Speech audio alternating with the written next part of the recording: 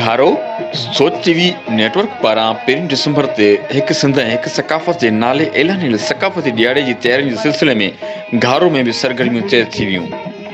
सचवा ठठे ज़िले जी मेज़बानी हेठि टाउन कमेटी घारो में मच कचहरी जे नाले सां सकाफ़ती प्रोग्राम मुनक़द कयो वियो। सकाफ़ती प्रोग्राम में इस्लाही खाकनि समेत सिंध जे मुख़्तलिफ़ शहरनि खां आयल सुगड़नि, शाइरनि, फनकारनि पंहिंजे फन जो मुज़ाहिरो कयो।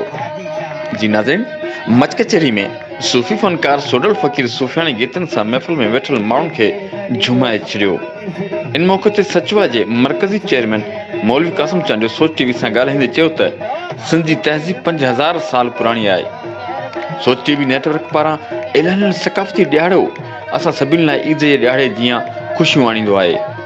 इन सकाफ़ती ॾियारे ते सिंध जा माण्हू अजरकूं टोपी पहिरे वॾे शौक़ सां ॾियारो मल्हाए दुनिया खे इहो पैगाम ॾींदा आहियूं त असीं मोहन जे दड़े जी तहज़ीब ऐं सकाफ़त जा अमीन आहियूं।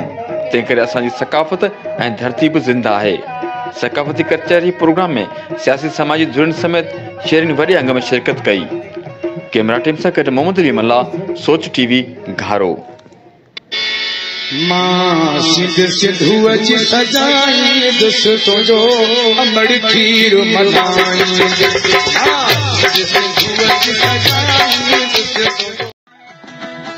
सब्सक्राइब कयो अवां जे पंहिंजे चैनल सोच टीवी खे ऐं बेल आइकन के दबाएं कदें भी न विसारींदा। सब्सक्राइब करें आपके अपने चैनल सोच टीवी को और बेल आइकन पर क्लिक करना ना भूलें। Don't forget to subscribe our channel Soch TV and press the bell icon.